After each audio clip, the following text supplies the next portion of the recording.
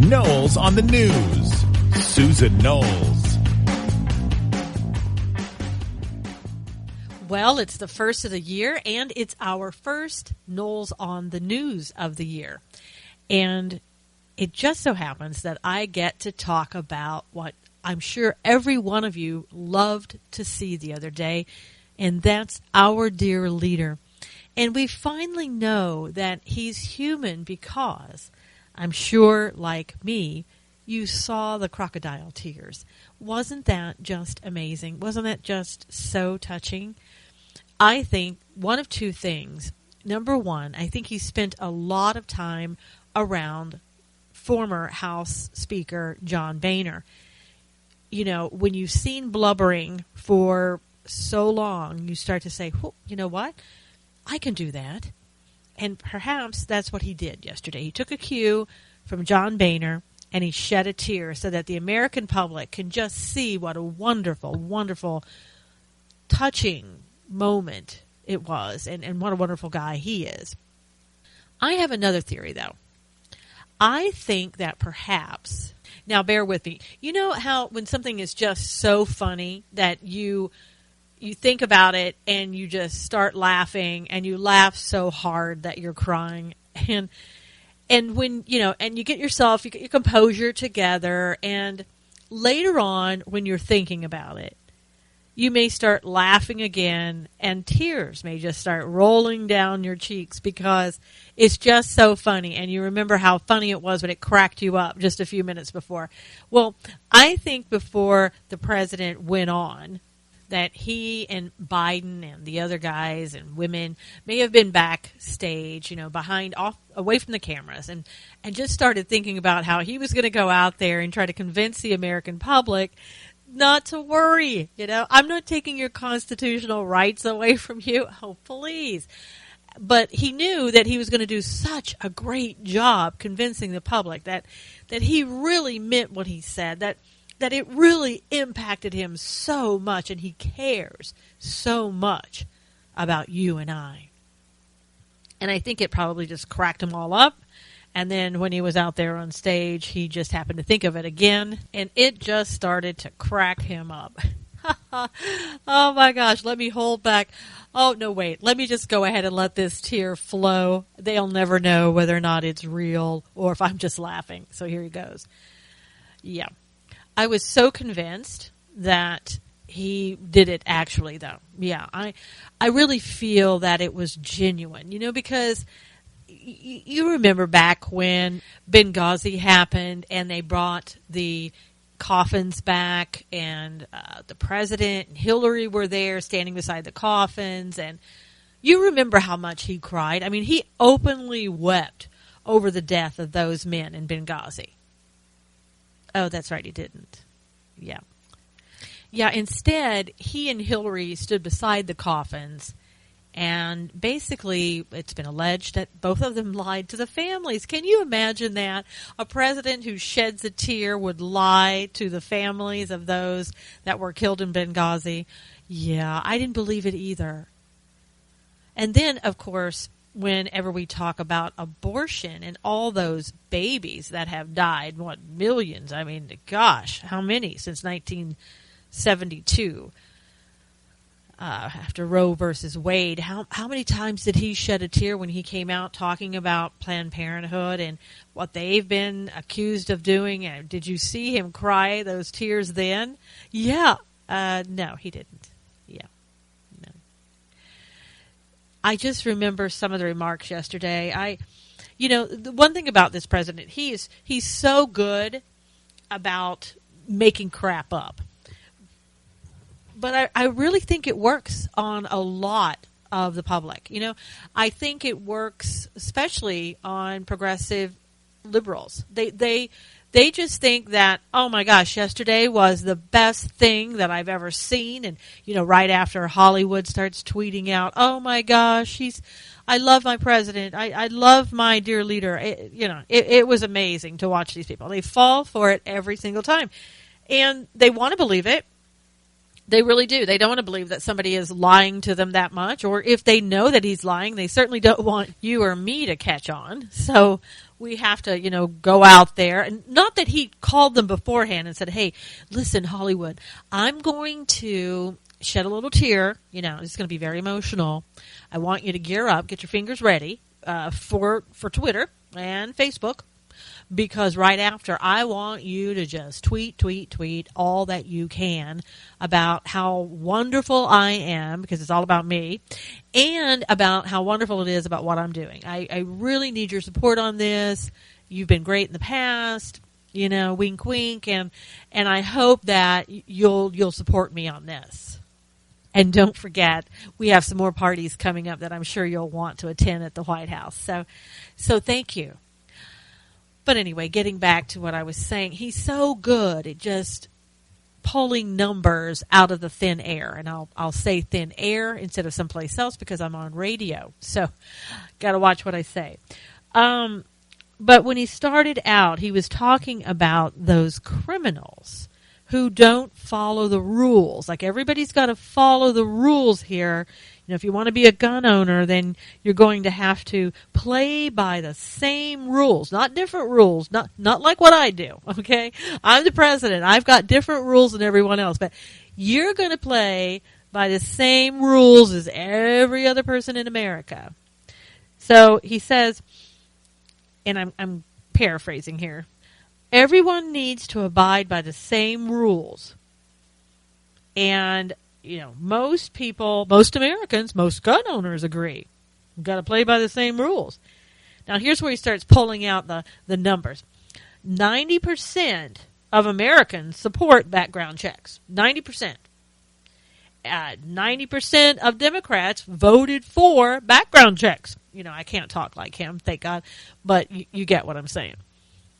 And then he goes on to say, 90% of the Republicans voted against it. Wow, it's just amazing that the numbers were all the same, don't you think? 90% are in favor of background checks.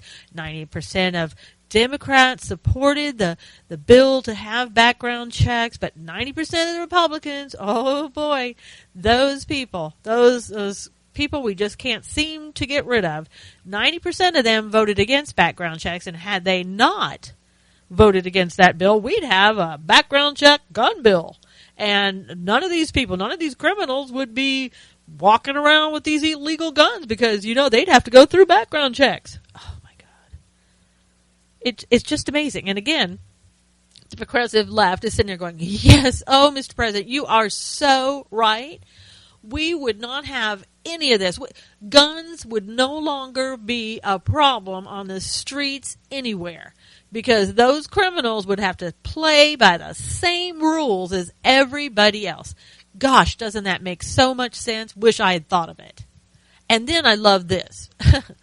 You know how the president has been talking down about George Bush for the last 7 years? I mean, there's nothing that George Bush ever did that was right in the president's eyes. And you expect him to do that, right? You expect the next president to come on and talk down a little bit.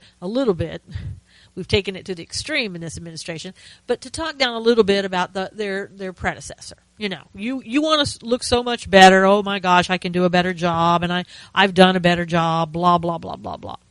So he's done that for 7 years. But all of a sudden, oh my gosh, George Bush isn't such a bad guy after all. I mean, I've just discovered that, after 7 years of putting him down, now as a president, I've discovered George Bush wasn't so bad. Well, at least not when it came to guns, because, George Bush wanted background checks for guns to be sold at gun shows. Gosh, we got to just clear up that loophole, even though there's not a loophole. We got to clear up that loophole. And then he goes on to quote John McCain. Now, I expected John McCain to be quoted because, after all, John McCain is a progressive Democrat. He just doesn't know it. So John McCain wants to get rid of the gun show loopholes, according to the president. And he quoted when, John McCain talked about that. Another tried and true Republican coming out there. See, George Bush wasn't a bad guy, and we've got John McCain who's coming out there telling you that you need to get rid of the gun show loopholes and get a background check. And then here's what he said, even NRA. The NRA used to support background checks. They still do, and also, so do most Americans. Well, if that's true, why did you have to bring it up like that? They used to support background checks. Okay, that implies they don't now, but you're saying they do. Oh, my gosh. And then we go on to what every good progressive does when they want to talk to those on the left and use our former presidents, past presidents, against us. What do? We draw out that, I'd call it the ace in the hole card. Yes, that's right. We're going to talk about Ronald Reagan. We're going to quote Ronald Reagan because, see, every good progressive on the left knows that to someone on the right, Ronald Reagan is God. Yeah. We, of course, don't feel like that, but that's what they believe. We admire Ronald Reagan, but we don't put any man or woman up there on that pedestal like they do. Well, I guess they don't really have a God except themselves. But anyway, he said that Ronald Reagan basically said that more background checks are needed to save lives. And, that may be true, but it has nothing to do with what he's talking about. We all know that criminals don't get background checks. And we also know that background checks aren't going to stop gun violence. They're just not. And the president spent a lot of time yesterday blaming Congress for everything. He talked about how, guns kill tens of thousands of people, and Congress has made it harder to do research, collect data, and reduce violence. And Congress is even to blame for, those people that are on the no-fly list. Obama wanted it where they couldn't get guns. They would fail the background check, and they couldn't get a gun. Well, as people have pointed out, Ted Kennedy was on certain types of lists like that. It took him like 6 months to get off of that list. So you and I and everybody else could be put on that list just because, and we're going to have to be the ones that try to convince the FBI that you shouldn't be on that list. So the burden is going to be on you to prove that you shouldn't be on that list. Your due process rights are going to be taken away from you before you even know what happens. You go to buy a gun, you do a background check, and you find out, oh, excuse me, you're on a no-fly list, and so we can't give you a gun. You failed. Go away.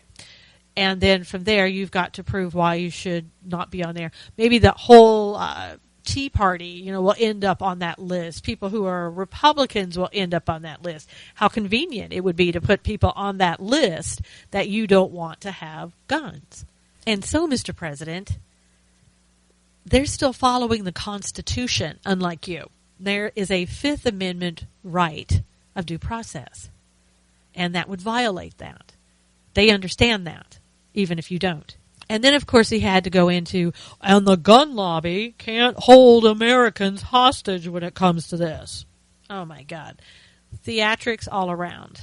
And then, of course, it's Congress still needs to act, even if I do, and I have my executive orders. Congress still needs to act, and the American public won't rest until they do. When Congress gets on board, we can reduce gun violence and a whole lot more. Really? Wow. I think the Congress has been on board with you for about 7 years, and I see things as a lot worse. So I probably don't want Congress to get on board with you at this point. But of course, all of his executive orders only brings with it a bigger government. Did you catch all of that? What we're going to do is be smart and effective, I guess is what he's calling for. And we're going to add 200 more ATF agents. We're going to have people report lost and stolen guns. So, we're going to need more people to go out there and and track down these guns and take reports and things of that way. We're going to work with advocates to protect from people from gun violence. We're going to help people suffering from, I love this one. We're going to help people suffering from mental illness. And here's how we're going to do it. We're going to make it so that you won't want to go see your doctor or your therapist or your psychiatrist. Isn't that great? Now, I know if I'm suffering from a mental illness, that's exactly what I need. It's in my best interest. And he's so generous. We're gonna invest $500 million to expand access to mental health care. Well, that would be great in and of itself if there weren't strings attached. But with this president, there's always strings attached to the money that you take. Because what's going to happen now? Let's say you have a depression. Or you're feeling depressed, you're not really sure, so you go to the doctor. And the doctor says, I can give you a little something, but I want you next week to go visit your psychiatrist.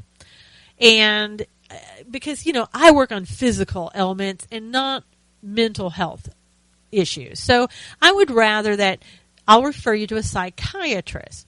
So you walk out of there going, they're not so bad. I have some medication for depression today, and I'm going to go see my psychiatrist next week. So we call, we make an appointment with the psychiatrist. And the psychiatrist sees you, sits down, and they take about 15 minutes, maybe a little bit longer on the first visit, and they render a diagnosis. Oh, you know what? You're right. You are depressed. So the medication that you gotten from your doctor, I'm going to up that just a little, and I'm going to have you back in here in about a week or 2 weeks, and we're going to see if we need to adjust that. Well, have a nice day. And what I'd like to do also is refer you to a therapist, because if you have depression, I want you to be able to talk to someone about it, and I want the therapist, the psychotherapist, to be able to monitor your situation and find out how you're doing. So you call up the psychotherapist and you say, I've just seen my psychiatrist and he wants me to be referred to you because I'm having some depression. I'm on some medication now that he has given me.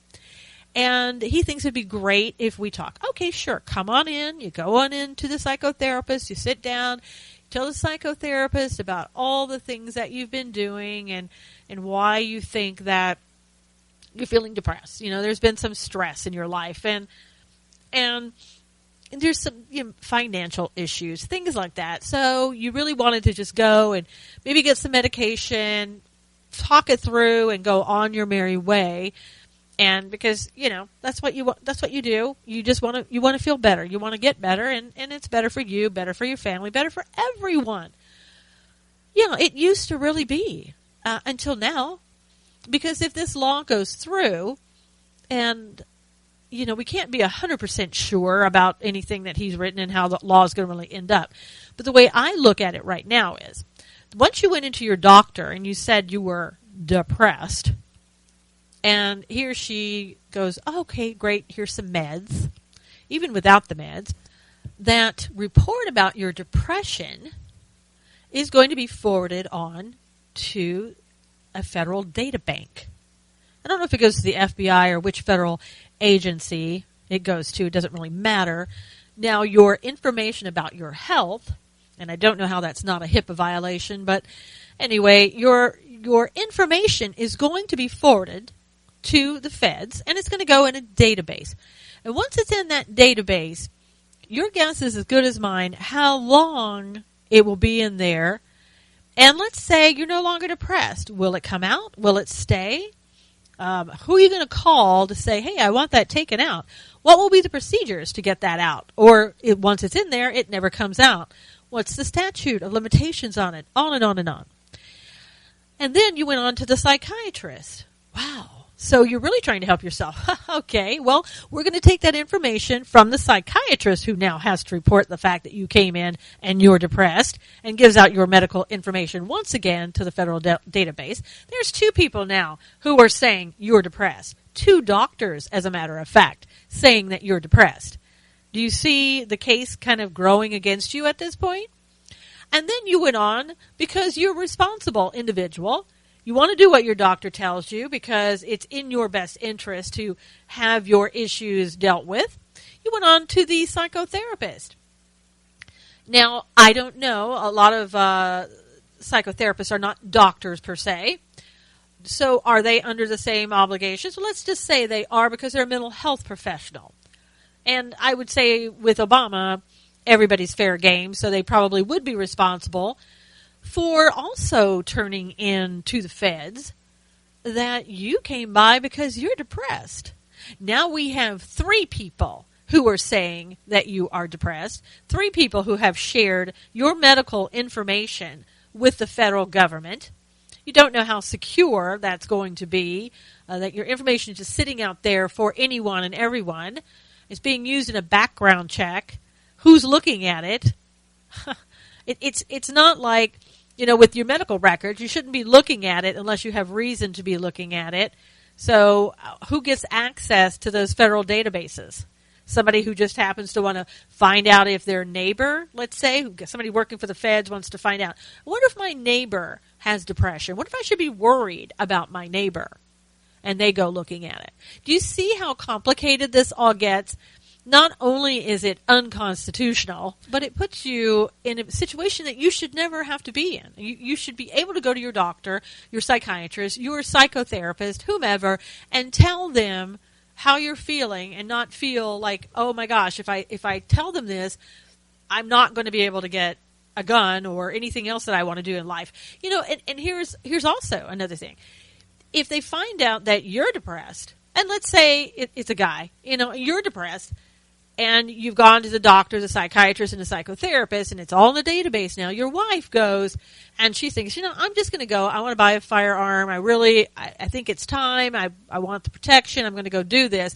She goes in there, puts in a background check, and they go, I'm sorry, we're not going to be able to give you a license to go get a gun because you see your husband, he's got some issues, mental health issues.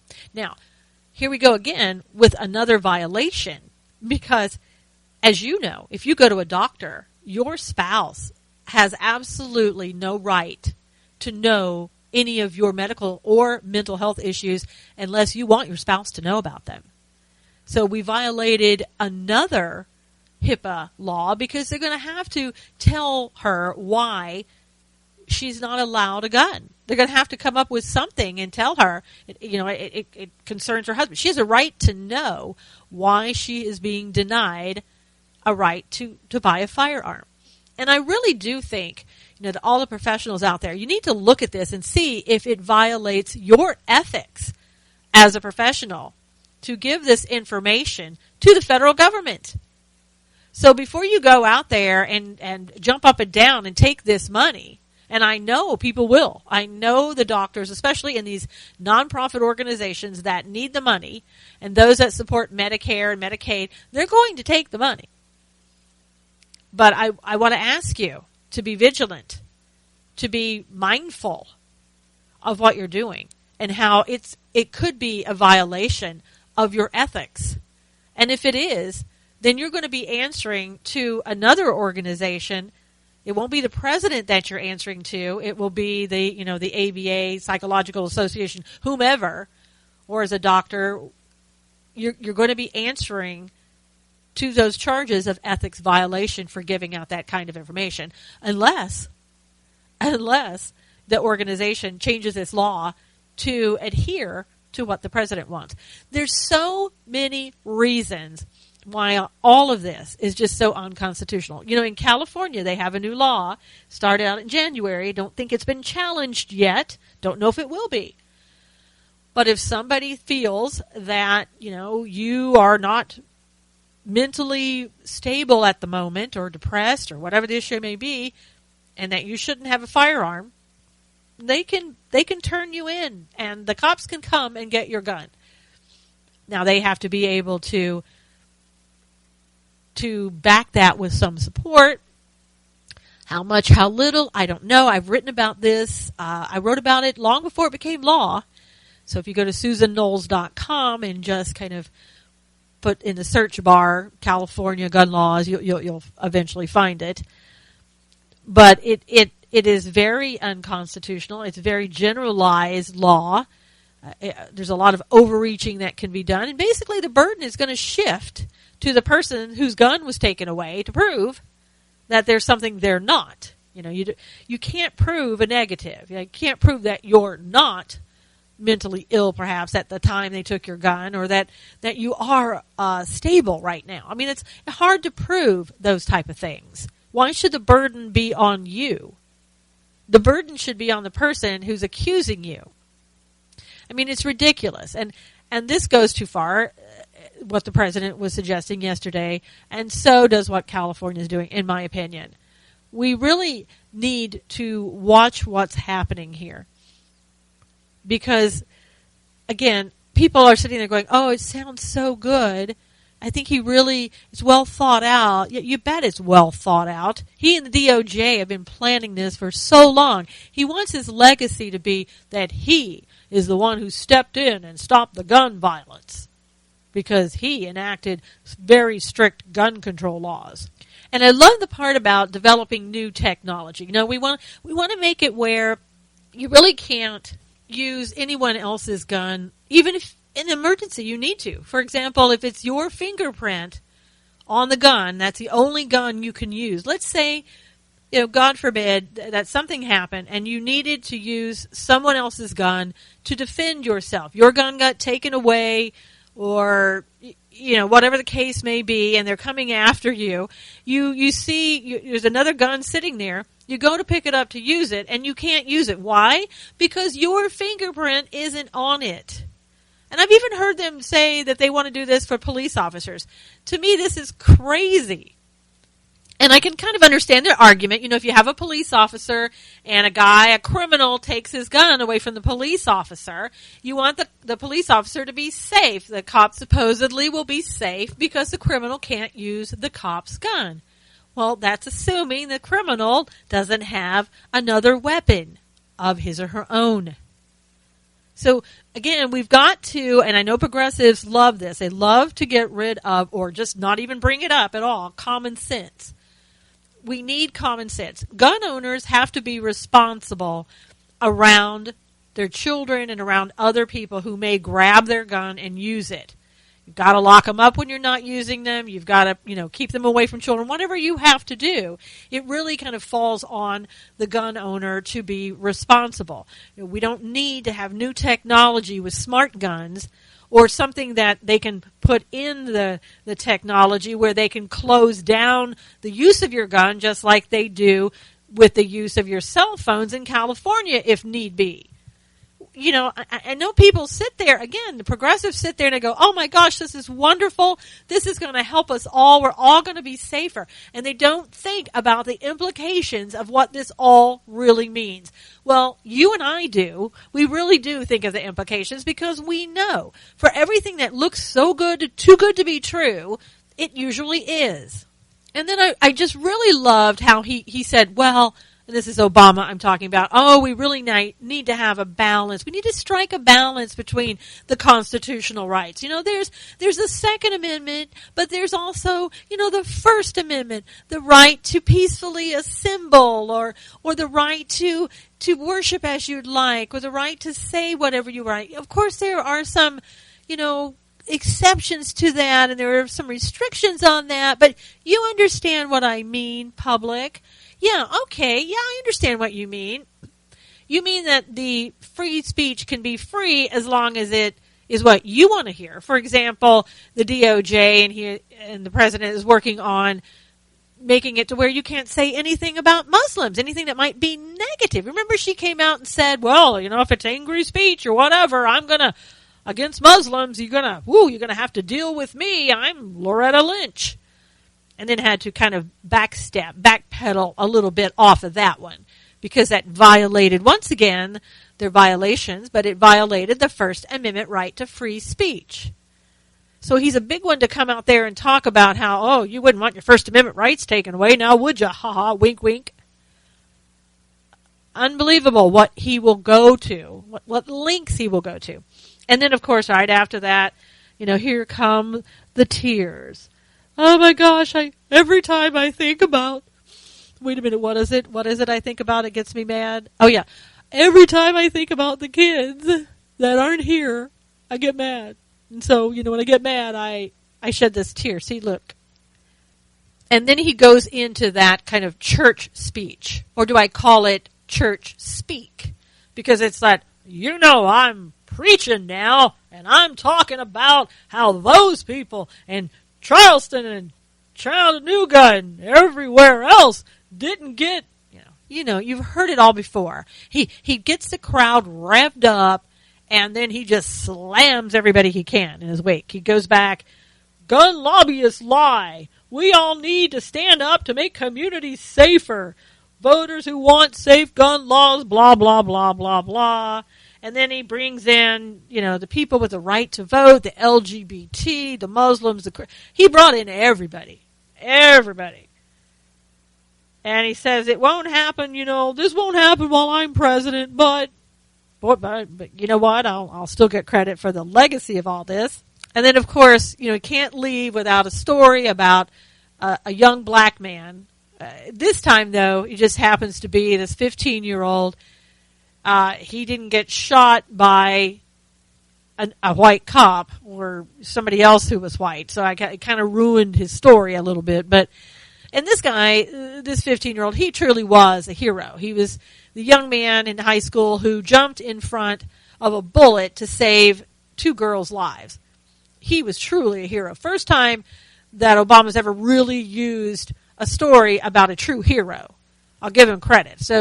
But he had to find somebody that he could, somebody who's like, would it be my son if he were here, type thing. He had to bring that in to get the emotions going. To once again prove a point. Well, see there now, if there had been background checks, that young man would still be alive because, and he didn't say this, but the whole theme here is that the criminals would have failed that background check and they wouldn't have a gun in their possession to kill that young man. And of course he had to bring up Sandy Hook and all the parents are standing behind him. And I feel so bad for those people in Sandy Hook. But none of it would have made any difference. None of it. I mean, this guy in Sandy Hook killed his own mother and took her guns. I mean, a background check that the mother had wouldn't have stopped the son. Now, maybe she could have locked up the guns better. I don't know. Again, it falls on the gun owner to kind of be more responsible. And he wasn't taking his medication. So, a whole bunch of issues going on there that need to be looked at, but none of it could have been resolved with background checks that he's proposing. Bottom line, we have laws on the books already that can be used. This is just one more circus, one more theater, theatrics that we have to go through because this president has an agenda, and that agenda is gun control, and he'll do whatever he can. And instead of doing, looking at issues like, okay, North Korea just admitted they let off a hydrogen bomb. No big deal, just a hydrogen bomb. Oh, it's more powerful than an atomic bomb, but, it's okay. It's okay. It's just a hydrogen bomb. They did it underground. Gun control is more important. Let's just focus on that. I didn't hear the president coming out and saying anything yet about the hydrogen bomb. And the hydrogen bomb happened, and, hours have gone by now, and who knows, days maybe, and I haven't heard anything yet. And I don't know if you've heard about it. It's not being talked about too much, but they did this test underground, which basically the UN is saying that's a violation. That's a violation. And we're going to do nothing about it, but we're going to come on TV and say, naughty, naughty, naughty. Don't you do that again.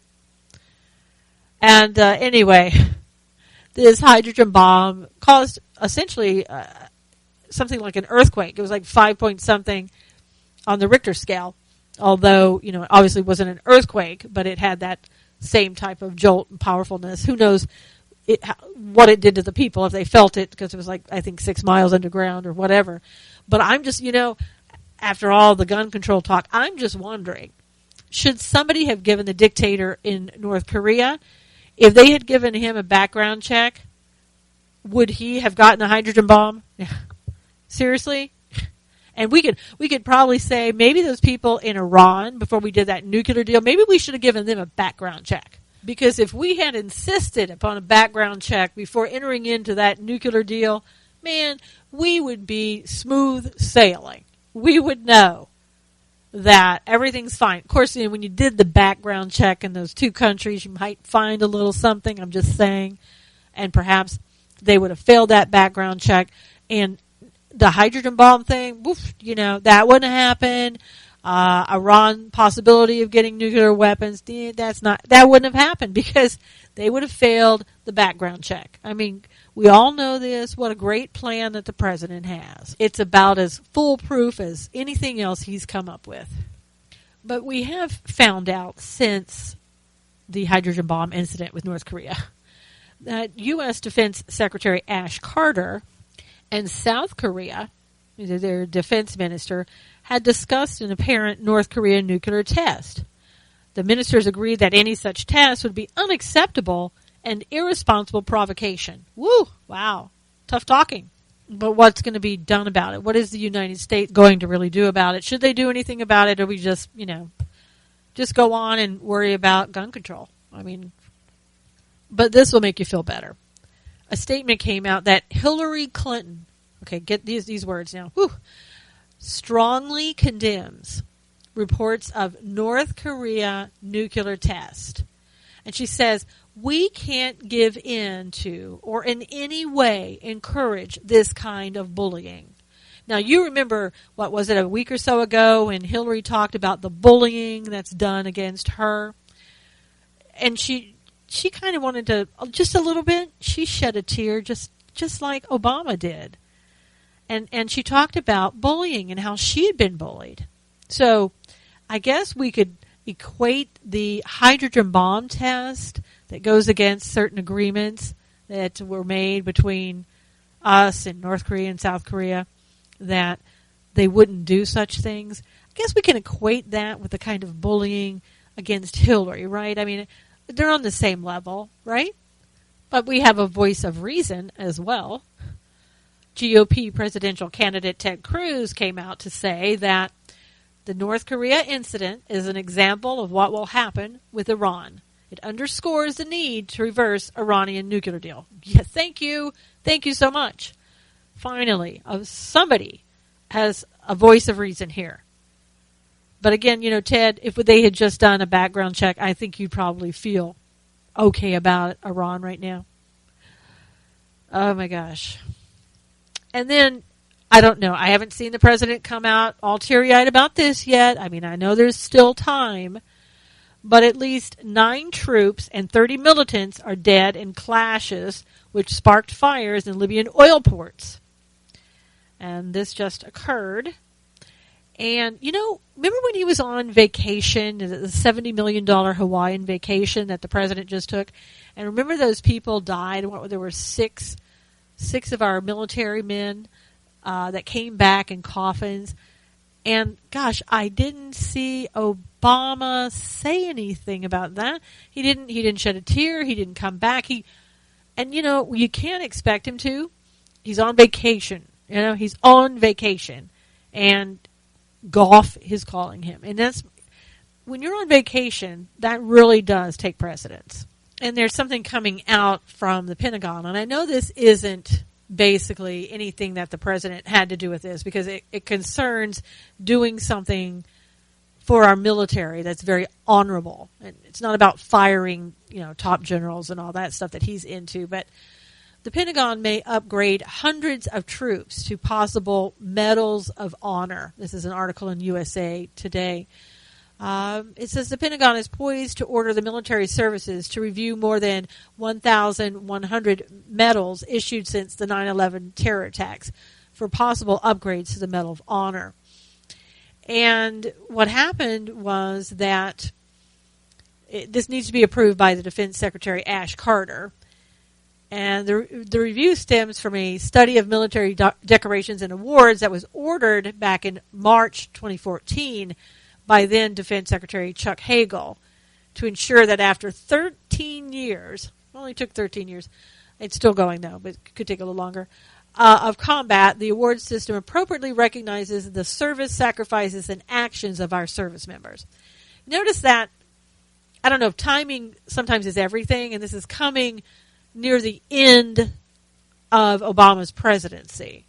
We're just now kind of getting around to it, and who knows how long it's going to take to actually get those medals. And personally, if I were in the military and maybe getting a Medal of Honor, I don't know if I would want Obama putting it around my neck or not. I know you'd want to go in there and get it anyway, but oh my gosh, I would cringe at that. Now, Representative Duncan Hunter, a California Republican, Marine veteran and member of the House Armed Services Committee, saluted the Pentagon's review but called it overdue. You think 13 years, that's overdue? Come on. For the government, that's pretty quick, right? Especially when it comes to the military and what this administration feels about this military. Are you kidding? That's like lightning speed. He blamed military red tape and too many layers of approval required for all the medals it awards for valor. It's a systemic problem, he said, and I'm glad they're finally getting around to fixing it. This is military bureaucracy at its worst. You know, it's military bureaucracy at its worst when you look at what's going on in the VA and what's happening to the veterans, or the lack thereof of medical care and mental health care that they're getting. You know, that $500 million that Obama is giving the mental health system. It wouldn't surprise me that some of that's going to go to the VA, because what better way to get our veterans disarmed than when they come in and they're told, oh, just sign this, say you have PTSD, we'll move this along. Once you sign that, there goes your background check, and there goes your right to keep and bear arms under the Second Amendment.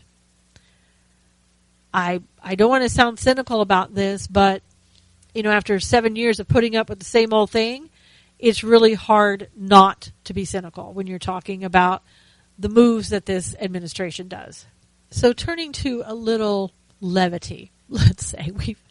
I've been sort of ranting for, 45 minutes on the president. It always gets your blood pressure up there, so every now and then you got to come down a little bit and have a little levity and some light news that really doesn't matter to anyone. So here you go. Twitter. I don't know if you heard the big announcement that they're considering a 10,000 character tweet. Can you imagine? Not sure why you would go from where it's at now to about 140 up to 10,000. Something tells me it's probably more to do with what they're trying to do. Maybe they want to get bigger ads out there, because if you've noticed on Twitter, there are a lot of ads floating around, a lot of video and things of that nature. So perhaps it has something to do with that. But the CEO, Jack Dorsey, says, we're not going to be shy about building in more utility and power. Wow, I don't know. Maybe they're tired of not being able to compete as well with Facebook. I mean, Facebook, Facebook giant that takes your information and shares it with everyone. And I don't know if you've noticed now with Facebook, this is kind of alarming for me, just a little, that on your phone, you know how when you take a picture, if you want to put it on Facebook from your phone, you give them access to your photos. Well, now, when you take a photo on your phone, you're just taking an average photo that you do all the time, it immediately goes over into Facebook. Now, nobody on Facebook sees it, but it's there for you to easily get to. That's what they say. It's your convenience. We're not taking your pictures and creating a database over here at Facebook, but we have access to them if we want to. But we can see every photo that you take. And you can now just easily post that on Facebook. It's for your convenience. Nothing else, just your convenience. Got to figure out how to disconnect that. I mean, I know that I can go in there and not give them access, but each time I want to post, I'm going to have to turn it back on. But anyway, don't worry. They're just getting more and more information. Not a problem. Maybe someday it will be used in your background check. And for all of you who got a hoverboard for Christmas, congratulations. It does look like a lot of fun. I've seen a lot of kids out at parks with those. Of course, they are amazing on them. They can stand up. They have no problem. Of course, they're not wearing helmets or anything to guard against broken bones, but they really do know how to stand up on it, get around on it, whereas adults, not so much. But there's a little problem, and I know you've probably heard about this with the hoverboards. And in Van Nuys, which is right there near Los Angeles, there was a house fire. The Los Angeles fire officials say that a weekend blaze that damaged a Van Nuys home was caused by a hoverboard that was being charged. A department spokeswoman, Margaret Stewart, said the fire Sunday caused significant damage to the residents, but nobody was hurt. It seems like hoverboard's going to have a real issue when it comes to class action lawsuits coming up here. I don't know, if you have a hoverboard, perhaps you should think about getting rid of it. And I do know people with them that bought them for their kids for Christmas, and I'm hoping they just didn't know about it, and now that they have heard about the serious issues, that they'll think twice about keeping it. And then we have the Sandra Bland case. You may recall a little bit about this. This was a black woman from Illinois, who was found hanged in her jail in Texas after she had been arrested following a traffic stop in which they got into a heated argument, and then basically the trooper just took her down on the ground. They struggled and on and on and on, and she subsequently ended up in jail, and they found her hanged in her jail cell.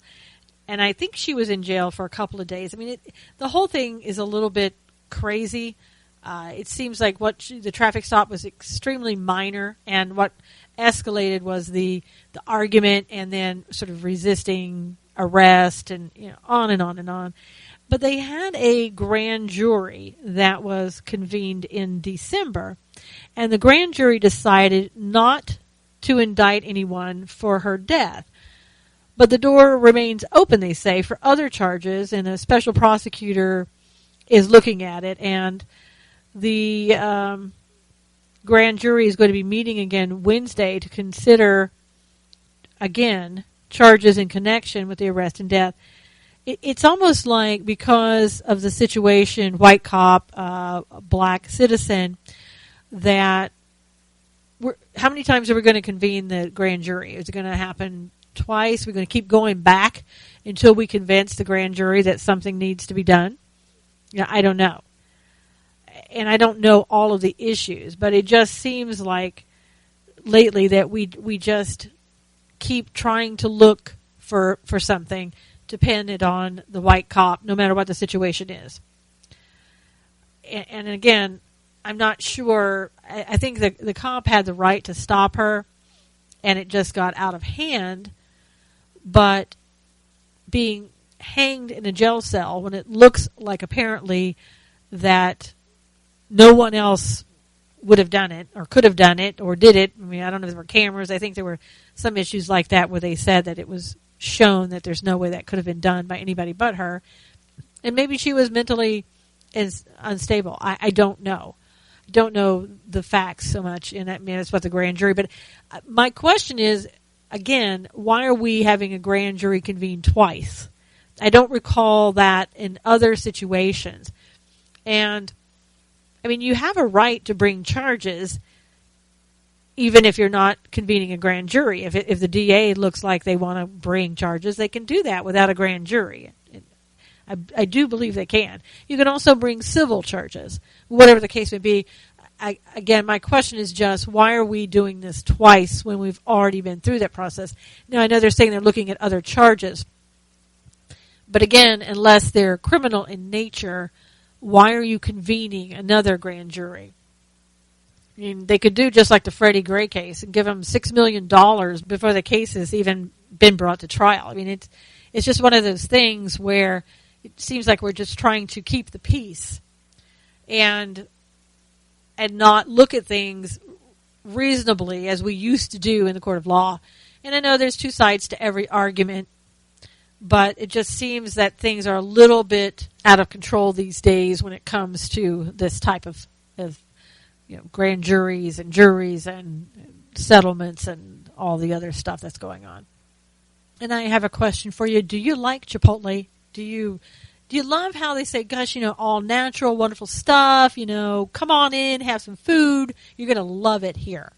Well, I don't know if you recall, if you remember, but this summer there was an outbreak, if you will, of the norovirus in one of the restaurants, supposedly, in Simi Valley in California. And initially it said that 98 people had gotten ill. And apparently that number went to 234 people. Well, and the stock it just plummeted after that. I mean, over a year you're looking at just a severe drop in their stock. And I think there's going to be another severe drop in their stock because Chipotle now says that it's facing criminal investigation into the food illness case. And apparently right after this norovirus outbreak, they did an inspection. And the report said that an inspection shortly after the outbreak found that there were numerous safety violations. Wow, in Chipotle, this organic, wonderful restaurant. These violations included failures in pest control, sanitation, and maintenance. And the employees were also working, according to this article, without valid food handler cards as required by California law. What does that mean? Does that mean they were using illegal immigrants? Does that mean that they just didn't bother to check? What does that mean? I think they're going to have a, pretty uphill battle in all this. And Chipotle's already come out and said that it expects sales for the fourth quarter to be down 14.6%, and that sales in December were down 30% on persistent media reports on the food-borne illnesses. Yeah, I guess, to me, that's pretty reasonable to think that your sales are going to tank. Big, huge problem. Not sure what's going on. There's a lot of speculation about the food industry and what's happening. So it will be really interesting to see what is going to be done about this and what comes out of this and if Chipotle survives all of this. And we have somebody else that's in trouble. It's not a restaurant this time, but you remember online there's a little, I call it brain teaser games called Lumosity, Lumosity. And it supposedly would train your brain that if you do these tasks, it'll help you. It'll help maybe that you don't get Alzheimer's. It'll help keep your brain and your thinking strong. Well, it may not be truthful now. According to an article in CBS this morning, they said that Lumosity was fined $2 million for deceptive brain training games. According to the FTC, the Federal Trade Commission, the popular program consisting of 40 mental games purported to help improve your performance at work and in school or reduce or delay serious health conditions, including dementia and Alzheimer's, may not be accurate. So the bigger issue I think the government has is that they said that they have done nothing to back it up. Well, we have a lot of stuff coming from the government that never gets backed up, and they don't seem to be getting any fines. And I guess the other thing that they didn't like with the FTC was the fact that if they used like the words that they use and what they're claiming, then if you did a search for dementia, let's say, then lumosity would come up, and that would help you to consider looking at them to help in that area of dementia. And the case points to the larger picture of the state of the brain training industry, which has been met with skepticism. In 2014, more than 70 prominent neurology and psychology researchers published a consensus statement rebuking the brain training industry and its frequently exaggerating marketing. Federal law also mandates that only products that have been vetted by the FDA could claim to treat or prevent serious health condition, and to date there are none. Too bad we don't have something like that to vet climate change allegations. You know, you can make climate change allegations all day, even if you have other people, other professionals have looked at it and said there's no such thing. We can keep just pushing climate change, and that's okay, I guess, maybe because really does that have anything to do with your brain? Because maybe if it did, we can get the FTC involved and the FDA involved and everybody else involved, and maybe they'd be interested at that point. But since it's climate change, we can't get anybody interested in coming to the reasonableness here and saying this is all BS. We'll just keep going with climate change, no problem. We don't care if we're trying to fool the American public in it. We'll just keep going. Nobody's going to find us. Nobody's going to stop us. Move along. But let's get back to lumosity. That are claiming they're helping your brain, for God's sakes. That's more important than any climate change allegations, right?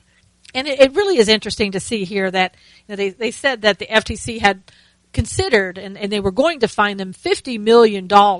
Not just $2 million for doing what they do, but $50 million because they just felt that this is such a huge industry. You got a lot of money here in this industry. It's in the billions. So, of course, you want the FTC to come along and just kind of stop all of that. I mean, maybe some of their claims were a little bit overreaching. I don't know. I never thought that way because, if you're that gullible to think that just doing those brain training tests are going to keep you from having Alzheimer's, dementia, something like that. I mean, that is a little far-fetched, and if you're that unreasonable, maybe that you will follow that and believe it, and maybe there should be some type of punishment. But to be fined $50 million seems a little bit over the top, and the only reason they downgraded it is just because of the poor financial statement. Well, I thought the industry was doing so well. How do you get a poor financial statement? But anyway, just one more thing that the government is going to look at and do something about, because it's a good place to find some money laying around that they can go after. And if you've ever listened to a previous guest I had on about what happened with him in the FTC, you really need to go back and look for my show on Mike Doherty and see what they did with him in regards to his business that he's been fighting for years and years and years. It never seems to end. And again, I don't know the validity of this case, but with other cases out there, you have to wonder what's really going on. And is it just that they want to make an example out of this industry, or they just want the money, or is it both, or is it just good-natured and they want to go in there and do the right thing? Whatever the case may be, it looks like 2016 is just going to be another one of those years that we're going to have a lot of things thrown at us all at one time. This president is totally out of control, going to be more out of control in this final year, doing everything that he wants to get done. Look for him to pardon people that you just won't even believe. He's already pardoned low-risk, quote-unquote, drug dealers. I think about 95 of them. Wait until he's walking out the door and to see who he pardons at that point. But until we get to that point, look for more unrest in the Middle East. It is really heating up over there in the Middle East. And keep your eye on Golan. As I've talked about before, as I've written about before for the Blaze, there's a lot gas fields over there worth billions of dollars. Those people are not going to walk out and leave that alone. So it's going to heat up for Israel over there in regards to that. I think it's going to heat up in the United States as we see more and more attacks coming. Hopefully not. Hopefully I'm wrong. But I think that logically you're going to see more and more attacks coming from those who believe in the Quran and follow it to the letter. And I think you're just going to see more and more refugees coming into this country as Obama continues to want to transform this country into something other than the United States. We're going to be reporting on a lot of it, on everything that we possibly can, and doing more things to keep you informed. So glad that you came here today for the first ever Knowles on the News 2016. Until next time, God bless you. Take care, and I'll see you again really soon.